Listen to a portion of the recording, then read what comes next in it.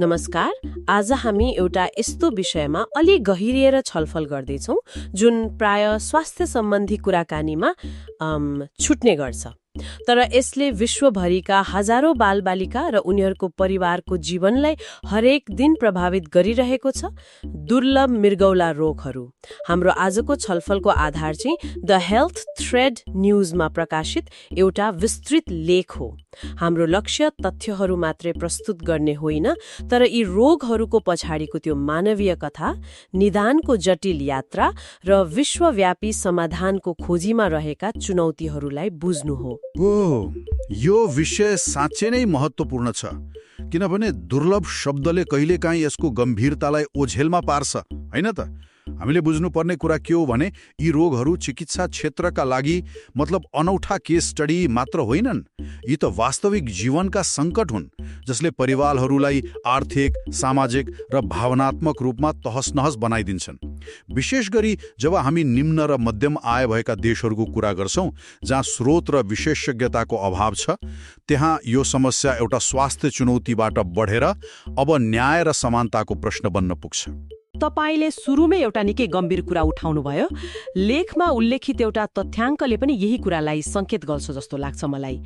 Europe र अमेरिकामा मात्रै हरेक 1 लाख बालबालिका मध्ये 60 देखि 80 जनामा यस्तो कुनै न कुनै दुर्लभ मृगौला रोग देखिन्छ रे। हो, यो सुन्दा सानो संख्या जस्तो लाग्न सक्छ, तर यसमा 150 भन्दा बढी फरक अवस्थाहरू समावेश छन्।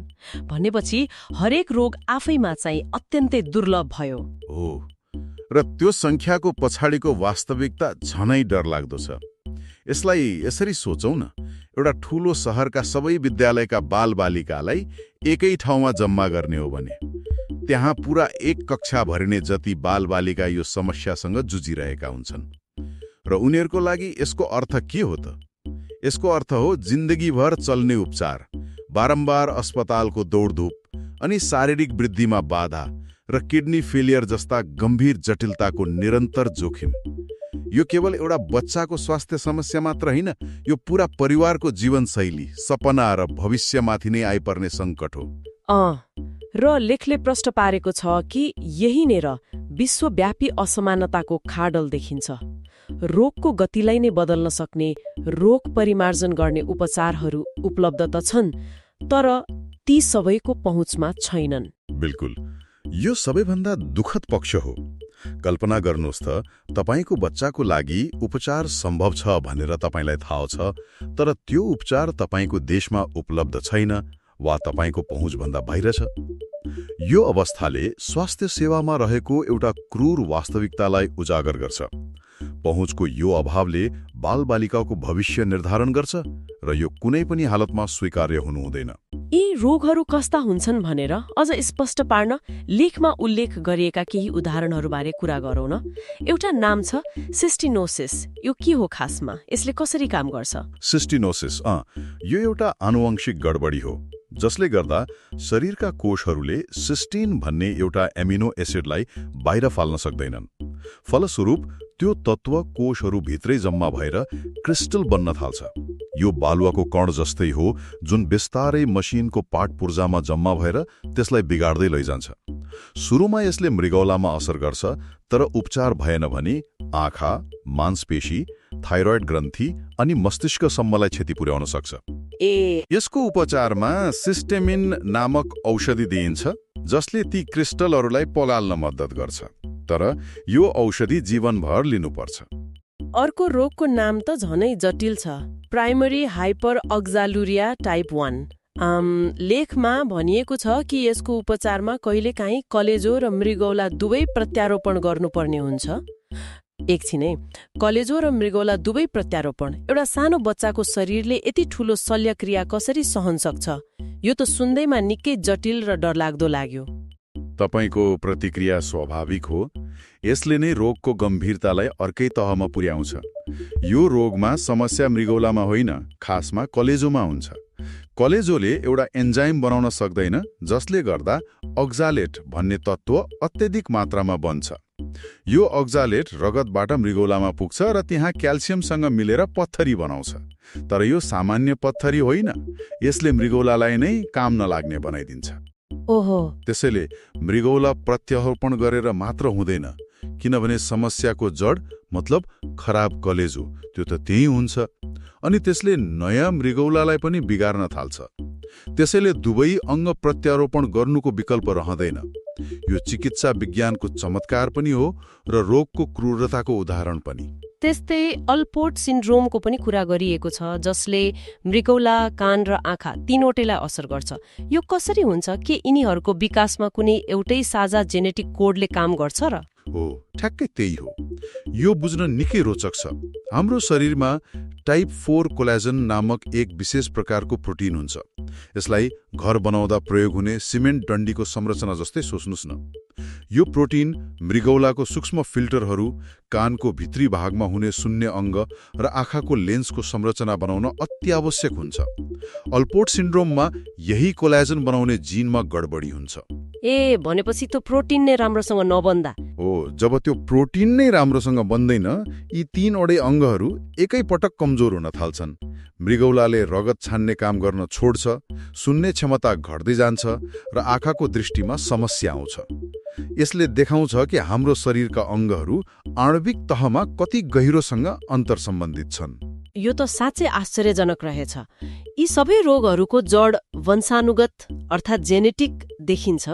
यदि जरा नै जेनेटिक हो भने एउटा डाक्टरले सामान्य ज्वरो आएको बच्चा र दुर्लभ मृगौला रोग भएको बच्चा बीचको शङ्का कसरी सुरु गर्छ? निदानको त्यो पहिलो खुड्किलो के हुन्छ? यो निदान प्रक्रियाको सबैभन्दा चुनौतीपूर्ण पाटो हो। यसलाई एउटा काल्पनिक उदाहरणबाट बुझौँ।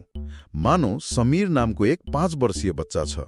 ऊ बारम्बार बिरामी पर्छ, उसको शरीर हल्का सुन्निएको छ र उसको उमेरका अरू बच्चा जस्तो फुर्तिलो छैन, वृद्धि पनि राम्रोसँग भएको छैन। सुरुमा आमाबुवाले उसलाई सामान्य बालरोग विशेषज्ञ कहाँ लैजानुहुन्छ। डाक्टरले सामान्य रुगाखोकी वा पोषणको कमी होला भनेर केही औषधि दिनुहुन्छ, जुन सामान्यतया हुन्छ नै हो। तर जब महिनौसम्म पनि समीरको अवस्था सुध्रिँदैन, बरु पिसाबमा फिन्ज देखिन थाल्छ वा कहिलेकाहीँ हल्का रातो देखिन्छ, तब डाक्टरलाई शङ्का लाग्न थाल्छ। यहाँबाट सुरु हुन्छ क्लिनिकल मूल्याङ्कनको दोस्रो चरण। डाक्टरले रगत र पिसाबको विस्तृत परीक्षण गराउँछन्। रिपोर्टमा पिसाबमा प्रोटिन र रगत देखिएमा र रगतमा क्रियाटिनिनको मात्रा बढेको पाइएमा त्यो मृगौलामा गम्भीर समस्याको सङ्केत हो। तब मात्र बाल मृगौला रोग विशेषज्ञको खोजी सुरु हुन्छ। र म अनुमान गर्न सक्छु नेपाल जस्ता देशहरूमा बाल मृगौला रोग विशेषज्ञ भेट्टाउनु नै एउटा ठूलो सङ्घर्ष हो। एकदम, त्यो आफैमा एउटा चुनौती हो। तर मानौ उनीहरूले विशेषज्ञ भेट्टाए। विशेषज्ञले अल्ट्रासाउन्ड जस्ता इमेजिङ परीक्षण गराउँछन्। पोलिसिस्टिक किडनी डिजिज जस्तो अवस्था हो भने अल्ट्रासाउन्डमा मृगौलामा पानीका फोकाहरू देखिन सक्छन्। तर अल्पोर्ट सिन्ड्रोम वा सिस्टिनोसिस जस्ता रोगमा मृगौलाको संरचना सामान्य देखिन सक्छ। यहाँनिर आएर निदानको प्रक्रिया अड्किन्छ। अनि त्यसपछि आनुवांशिक परीक्षणको भूमिका आउँछ, होइन त? लेखले जेनेटिक रिनल प्यानल जस्ता परीक्षणहरूको कुरा गरेको छ। तर जहाँ सामान्य रगत परीक्षण गर्न पनि मानिसहरू हिचकिचाउँछन्, यस्तो महँगो र जटिल परीक्षण कतिको व्यावहारिक होला? के यो केवल धनी देशहरूको लागि मात्र होइन र? तपाईँले एकदमै महत्त्वपूर्ण र व्यावहारिक प्रश्न उठाउनुभयो। हो, हालको अवस्थामा यो धेरैका लागि पहुँच बाहिर छ, तर यही नै हामीले परिवर्तन गर्नुपर्ने कुरा हो। समीरको कथामा फर्कौं। विशेषज्ञलाई जब आनुवांशिक रोगको शङ्का लाग्छ, उनले जेनेटिक रिनल प्यानलको सल्लाह दिन्छन्। यो परीक्षणले मृगौला रोगसँग सम्बन्धित 100औं जिनहरूलाई एकैपटक विश्लेषण गर्छ। हप्तौं वा महिनौपछि रिपोर्ट आउँछ, जसमा समीरलाई अल्पोर्ट सिन्ड्रोम गराउने जिनमा उत्परिवर्तन भएको पुष्टि हुन्छ। यो पुष्टि हुनु भनेको अँध्यारो सुरुङमा बत्ती बले जस्तै हो। त्यो कसरी? किनभने अब उपचार अनुमानको भरमा हुँदैन। डाक्टरलाई थाहा हुन्छ कि समीरलाई रक्तचाप नियन्त्रण गर्ने र पिसाबमा प्रोटिन घटाउने विशेष औषधिहरू तुरन्तै सुरु गर्नुपर्छ, जसले उसको मृगौलालाई फेल हुनबाट धेरै वर्षसम्म जोगाउन सक्छ। उसलाई नियमित रूपमा कान र आँखाको जाँच गराउनुपर्छ भन्ने थाहा हुन्छ। परिवारका अन्य सदस्यहरूमा पनि यो जिन छ कि भनेर परीक्षण गर्न सकिन्छ। सही निदानले उपचारको पूरै दिशा बदलिदिन्छ। त्यसैले आनुवंशिक परीक्षणलाई सस्तो र सुलभ बनाउनु विलासिता होइन, आवश्यकता हो। यो निदानको यात्रा नै कति लामो र तनावपूर्ण रहेछ। लेख अनुसार यी फरक फरक रोगहरू भए तापनि यिनीहरूले केही साझा चुनौतीहरूको सामना गर्छन्, जस्तै बिरामीको संख्या कम हुनु। यो त राम्रो कुरा हुनुपर्ने होइन र? कम मानिसलाई रोग लाग्नु त राम्रै हो नि। मानवीय दृष्टिकोणले हेर्दा त पक्कै हो, तर चिकित्सा अनुसन्धान र औषधि विकासको दृष्टिकोणले हेर्दा यो सबैभन्दा ठूलो बाधा हो। यसलाई यसरी बुझौं, औषधि कम्पनीहरू भनेका व्यापारिक संस्थाहरू हुन्, हैन? उनीहरूले अर्बौं डलर लगानी गरेर कुनै नयाँ औषधि बनाउँछन् भने त्यसबाट नाफा कमाउने अपेक्षा राख्छन्। जब कुनै रोग लाखौं मानिसलाई हुन्छ, जस्तै मधुमेह वा उच्च रक्तचाप, तब बजार ठूलो हुन्छ र लगानी उठ्ने सम्भावना बढी हुन्छ। तर जब बिरामी हजारमा मात्र सीमित हुन्छन्, तब त्यो आर्थिक रूपमा फाइदाजनक हुँदैन। ठ्याक्कै, दुर्लभ रोगको अर्थ नै बजार सानो हुनु हो। त्यसैले धेरै औषधि कम्पनीहरू यसमा लगानी गर्न हिचकिचाउँछन्। यही कारणले गर्दा यस्ता रोगहरूको अनुसन्धान सुस्त हुन्छ, नयाँ उपचारहरू कम पत्ता लाग्छन् र रोगको अवस्था निगरानी गर्ने बायोमार्करहरूको पनि अभाव हुन्छ। यो एउटा दुष्चक्र हो। बिरामी कम, त्यसैले अनुसन्धान कम, अनुसन्धान कम, त्यसैले उपचार कम। त्यसो भए यो चक्र कसरी तोड्ने त? लेखले विश्वव्यापी सहकार्यमा जोड दिएको छ, तर के यो विभिन्न देशका सरकार, अनुसन्धानकर्ता र निजी कम्पनीहरूलाई एकै ठाउँमा ल्याएर काम गराउनु साँच्चै सम्भव छ? यो अलि बढी आदर्शवादी कुरा जस्तो सुनिँदैन र? चुनौतीपूर्ण छ, तर असम्भव छैन। र यो आदर्शवादी कुरा मात्र होइन, यो एकमात्र व्यावहारिक बाटो हो। जब कुनै एक देशको अनुसन्धान केन्द्रमा अध्ययनका लागि पर्याप्त बिरामी हुँदैनन्, तब युरोप, अमेरिका र एसियाका 10वटा केन्द्रहरू मिलेर काम गर्न सक्छन्। उनीहरूले आफ्नो डाटा र स्रोतहरू साझा गर्दा अनुसन्धानका लागि पर्याप्त ठूलो समूह तयार हुन्छ। यसबाहेक बिरामी सहायता संस्थाहरूको भूमिका यहाँ निकै महत्त्वपूर्ण हुन्छ। उनीहरूले बिरामीहरूलाई सङ्गठित गर्ने, अनुसन्धानका लागि कोष जुटाउने र सरकार तथा औषधि कम्पनीहरूलाई दबाब दिने काम गर्छन्। तर मलाई लाग्छ तपाईले अघि पनि भन्नुभए जस्तै प्रविधि र ज्ञान बाहिरबाट ल्याएर मात्र त हुँदैन होला। तपाईँ सही ठाउँमा आउनुभयो। विश्वव्यापी सहकार्य भन्दा पनि ठूलो चुनौती स्थानीय क्षमता निर्माण गर्नु हो। हामीले विदेशमा आनुवांशिक परीक्षण गराएर रिपोर्ट ल्याउन सक्छौं, तर त्यो जटिल रिपोर्टलाई बुझेर सही उपचार योजना बनाउन सक्ने डाक्टर हाम्रो आफ्नै देशमा हुनु पर्यो नि।